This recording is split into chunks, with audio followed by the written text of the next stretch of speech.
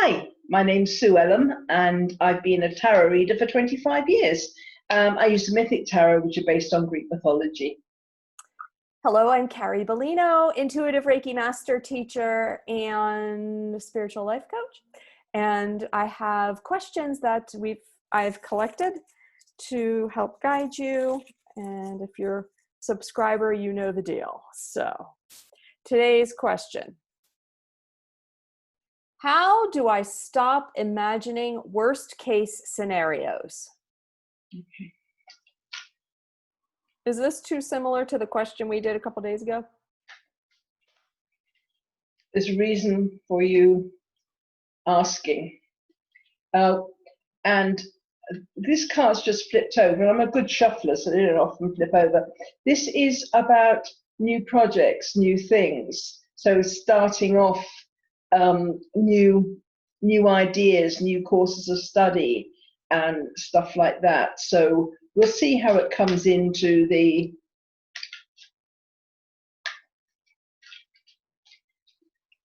probably that we need to, if we imagine at worst case scenarios, we need to take our minds in control and think about something else. But we will see. Right, and that was the thought question we had about 3 days ago. So yeah. Okay. Now, I think every question is valid, even if there's a slightly different spin on it, because it might just be about the wording. That some people will listen to one, and but the other way of wording won't resonate so much. Okay.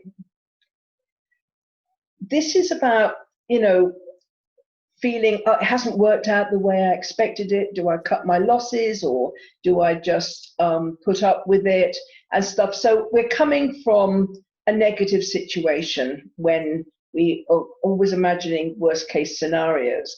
And this will ultimately be our own responsibility, because we've actually quite often jumped into things without looking at the potential or the possible outcome.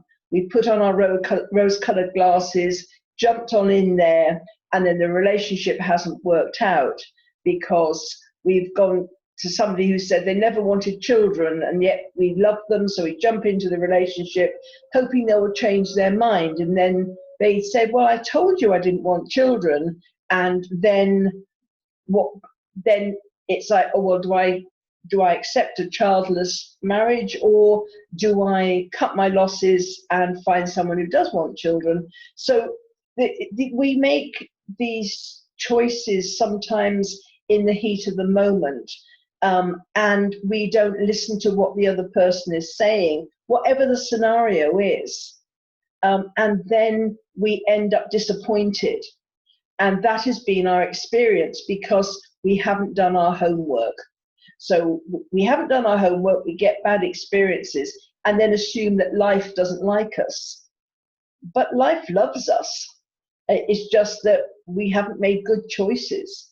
And so this is what we base our belief for the future on our bad choices of the past.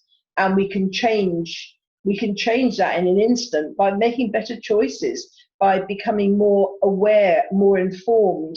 You don't go into don't go into a job where you're hoping to get to the top of the tree, yet the top 3 or 4 people in the business jobs that you're aspiring to, they're still working at the age of 80. And what chance have you got to ever getting to that? Do you have to be 82 before you get to that that kind of position that you're wanting? And I actually worked for a company for that when I first started working. There was no chance of promotion because people didn't retire. And that was, so it's kind of going in, doing your homework. But if you just want to stay at the same level and just get your salary, then that might be a perfect option for you. But you have to do your homework. You have to be clear on what the possibilities are before you make your choices.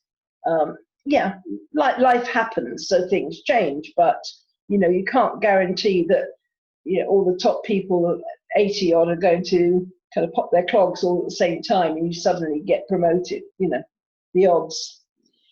You've got to keep your heart very open and be compassionate, and be prepared to be vulnerable and open up for new experiences, and that often means not getting bitter and twisted and negative about the future just because you haven't had good experiences in the past. This is keeping your heart open and also keeping your mind open.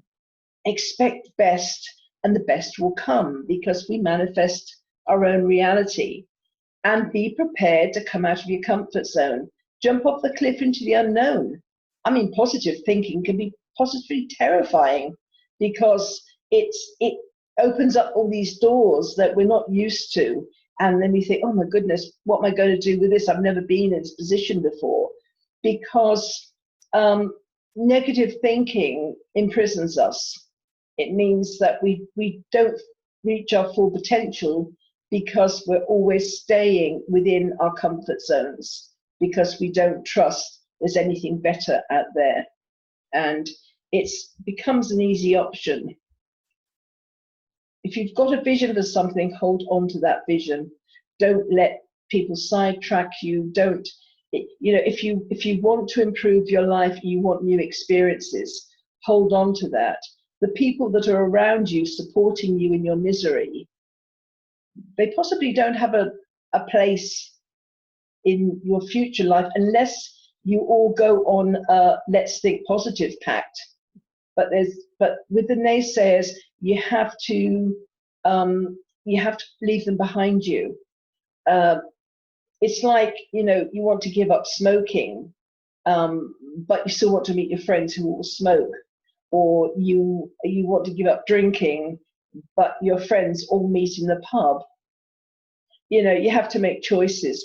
How much do you want change in your life? How much do you want to come out of your current kind of negative thought processes?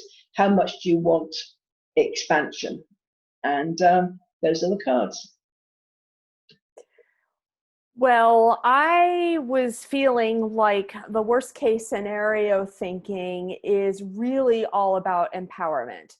It's really a secret message that our psyche / intuition / heart is giving us when we start imagining the worst case scenarios about empowerment, and recognizing that empowerment is really what we need and want and should be focusing on. Humanity forever has depended upon trauma and drama to create from. And I'm sure I've said this before, I know I've said it on my podcast, that it is the way that we use trauma to emerge with new ideas, to collectively join together and aid, to come up with creative solutions. Those are all things that we react from drama and trauma with. And so when we imagine worst case scenarios, what it really is a desire to be empowered, because that collective evolution that happens as a result of trauma is really empowerment. It's really about coming together with new solutions or healing. So next time you have a worst case scenario that pops up, or a series of them, take a look at what you are feeling disempowered about. What are you feeling like you need to empower yourself with? Is it confidence? Is it a lack of a tribe, people to support you? Is it a poor relationship? What is it that is triggering your disempowerment around the worst case scenarios? And that's what you should focus on. Not that you should do anything, because I'm not telling you what to do. It's just the advice coming in, to mediate that worst case scenario thinking. It's all about empowerment. So my recommendation is take a look at that. Yeah, good recommendation. I've got no more to add to that. And we will see you tomorrow. Okay, bye.